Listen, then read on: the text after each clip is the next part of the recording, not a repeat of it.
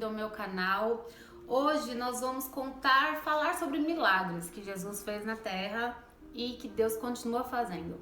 Abra sua Bíblia em Mateus capítulo 9, versículo 18, a cura da mulher que tinha um fluxo de sangue. Neste versículo conta, dizendo-lhe ele estas coisas, eis que chegou um chefe e o adorou, dizendo: minha filha faleceu agora mesmo, mas vem, impõe a tua mão e ela viverá.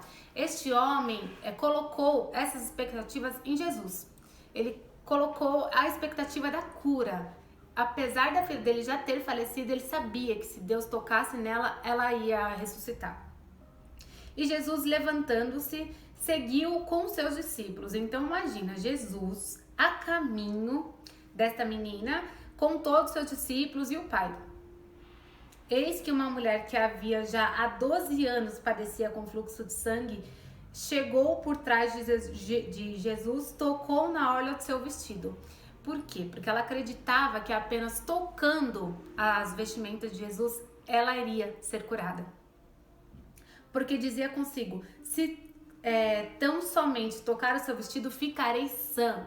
Acima do que as pessoas diziam, ela acreditava que ela nem precisava falar para Jesus o que ela tinha, que apenas de estar perto, de tocar nas vestimentas dele, ela ia ser curada. E não foi isso que aconteceu? E Jesus, voltando-se e vendo-a, disse: tem bom ânimo, filha, a tua fé te salvou. E imediatamente a mulher ficou sã. Imagina 12 anos. A mulher sangrava há 12 anos e tinha buscado a tua cura. Os tratamentos, nada a curava, nada fazia melhorar. Imagina uma mulher sangrando há 12 anos e apenas por tocar as vestes de Jesus, ela foi curada imediatamente. E Jesus, chegando à casa daquele chefe e vendo os instrumentistas e o povo em alvoroço, disse-lhes: retirai-vos, que a menina não está morta, mas dorme. E todos riam dele. Obviamente, as pessoas não acreditavam.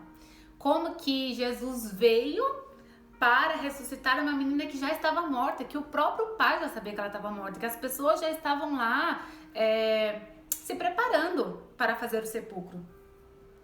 E logo depois o povo foi posto fora. Entrou Jesus, pegou-lhe pela mão e a menina levantou-se. Espalhou-se aquela notícia por todo aquele país. Imagina só. Jesus era um homem que ele era muito procurado por alguns. E a maioria não acreditava que ele seria capaz de fazer tantos milagres, até mesmo de ressuscitar pessoas que haviam morrido, que haviam falecido, assim como a mulher do fluxo de sangue. Qual era a possibilidade que ela tinha de, mesmo sem palavras, mesmo sem pedir por a cura, ela creu que apenas em tocar nas vestes de Jesus ela iria ser curada, e assim foi. E aqui eu já estou contando sobre 2 milagres que apenas em um único em 7 versículos da Bíblia, a gente já percebe que há milagres, e há muitos milagres. Há muitos milagres que a gente desconhece, e eu sou a prova viva de um deles. Em 2014, dia 9 de janeiro de 2014, eu fraturei o crânio no laboratório medical, aqui em São Caetano. Eu fui fazer um exame de sangue com mais de 13 horas de jejum, e eu lembro de tirar o exame de sangue e tal, tava todos os potinhos, e eu fui pedir um atestado de comprovante que eu tinha feito o exame, que apesar de que eu trabalhava na rua da medical, eu tinha que apresentar um atestado. E esse mesmo braço que foi tirado os exames, eu encostei no balcão e eu não lembro de nada. E eu apaguei. E eu caí, e as pessoas que estavam lá ao redor disseram que eu fiquei dura, que poderia ter sido um infarto, poderia ter sido um desmaio, mas o desmaio talvez não seria, porque eu caí dura, eu caí reta para trás. Caí, bati a cabeça, fraturei o crânio. E apesar de estar com o uniforme da academia, estava com o meu celular, com a minha bolsa, meus documentos e a própria ficha da medical que tinha todos os meus dados, mesmo assim, eles não ligaram para ninguém. Não ligou para minha família, não ligou para ninguém.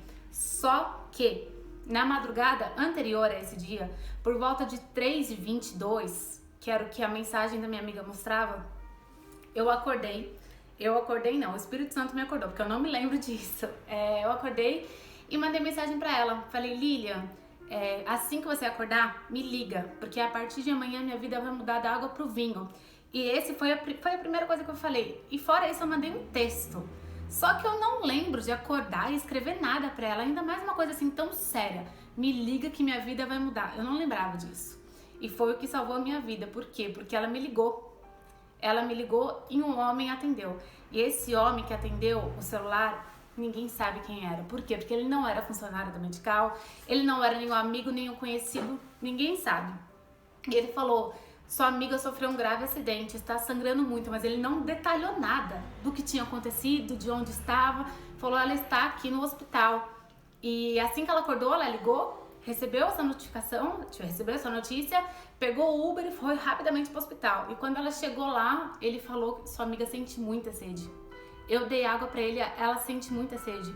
Segura a cabeça dela, porque a cabeça dela tá sangrando muito. Nesse momento, ela conta que eu tava com hemorragia em todos os lugares. Saía sangue de todos os lugares. Da minha cabeça, do meu olho, do olho não. O olho não abria, tava inchado, porque eu fraturei o crânio e o resgate foi completamente errado. Eles me tiraram do chão, colocaram de cabeça para baixo, achando que era pressão. E como o crânio já tava fraturado, o cérebro veio pra frente. Então ela falou que quando ela chegou, ela pensou que tinha sido um acidente de carro. Por quê? Porque eu tava muito deformada. E com sangue no nariz, sangue na boca, sangue no ouvido. E há pouco tempo do acidente, que tinha acontecido antes das 9 horas da manhã, ela chegou lá e ela falou assim: ele falou que você tinha muita sede e que ele te deu água e pediu pra eu cuidar da sua cabeça. E foi embora. Ele foi embora, ele estava com o meu celular, ele estava com a minha bolsa, ele estava com todos os meus documentos e ele estava do meu lado todo o período. Ninguém da Medical foi lá comigo, ninguém da minha família, porque ninguém tinha sido avisado, não tinha nenhum conhecido. E até hoje, esse homem, a gente nunca descobriu quem era. E depois eu fui pra UTI, minha mãe fez super escândalo, porque ela não queria que eu passasse por nenhuma cirurgia, porque os médicos decretaram a minha morte, eu tinha 72 horas de vida.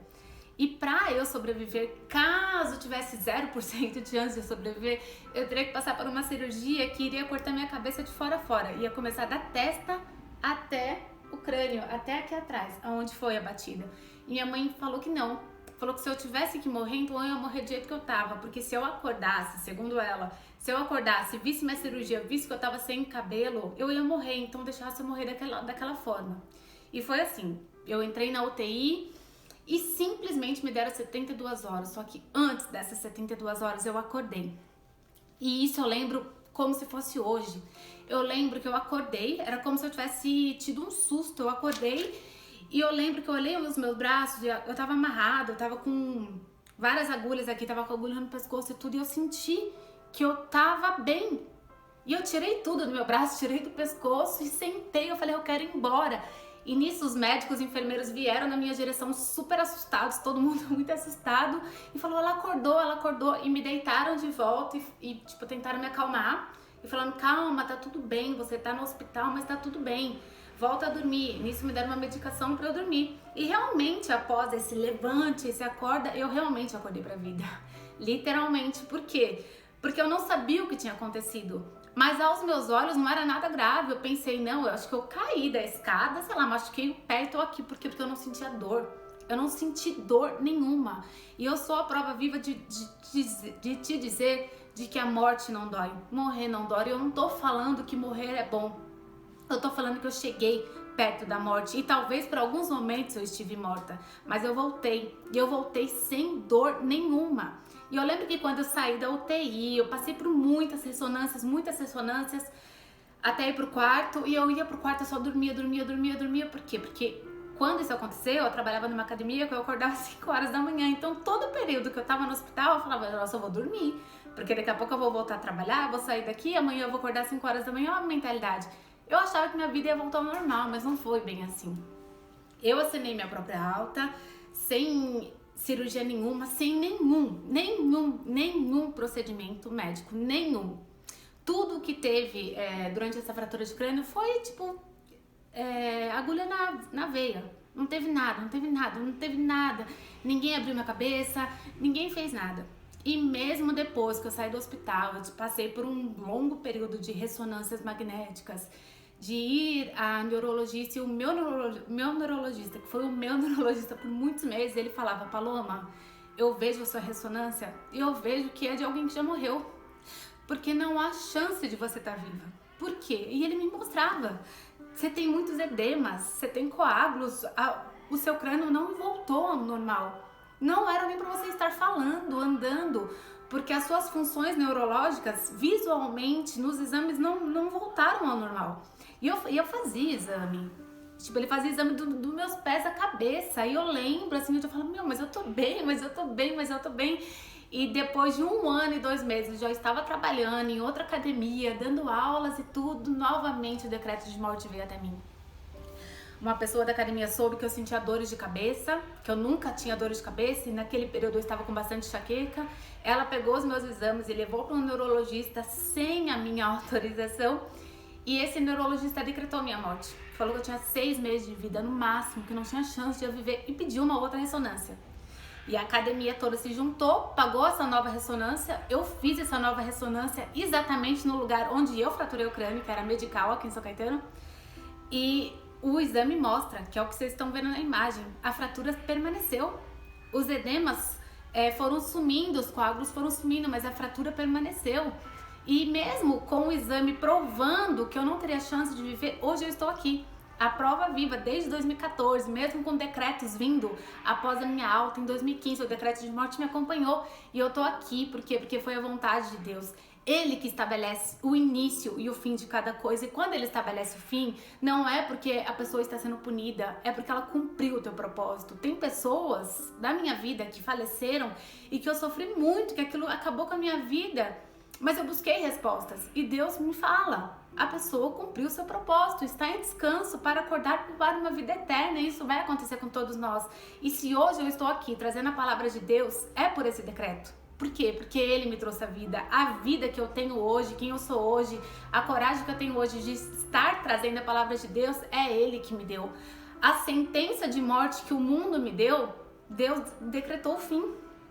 E é nisso que eu quero te trazer a verdade. Não, você não é o que as pessoas dizem que você não é o decreto que você recebeu, você não é os defeitos, as falhas que você cometeu.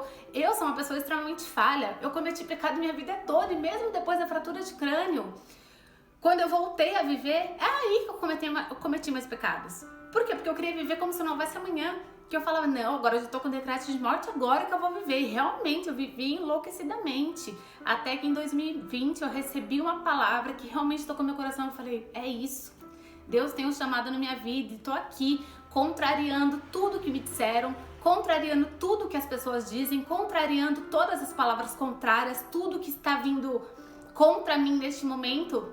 Por eu defender a palavra de Deus, eu tô aqui dando minha cara a tapa, decretando que através de Deus a sua vida pode ser transformada. E sim, Deus pode te levantar desde que você creia, desde que você confie. E eu sou a prova viva de que você não vai precisar ser uma pessoa perfeita para que Ele te traga a vida. Porque quando eu fraturei o crânio eu não era nada perfeita, nada, eu era suja, eu era ímpia, eu não conhecia nada da palavra. Eu dizia que eu rezava toda noite. Hoje eu sei que eu orava, porque a mesma forma como eu falo com Deus hoje é a forma como eu falava antes.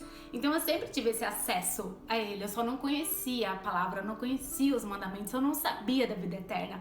Eu achava que a pessoa morria e acabou. Então eu acho que muitas pessoas estão vivendo dessa forma. Mas hoje eu tô aqui para decretar de que somente Deus é capaz de dizer qual é o teu fim. Qual é o teu fim? Se é o teu fim no reino, se é o teu fim no mundo. Eu decretei o meu fim no mundo. Eu não sou o que as pessoas dizem que eu sou. Eu sou o que Deus me chamou para ser. E fica com essa palavra. Tenha um excelente dia e terça-feira temos vídeo inédito.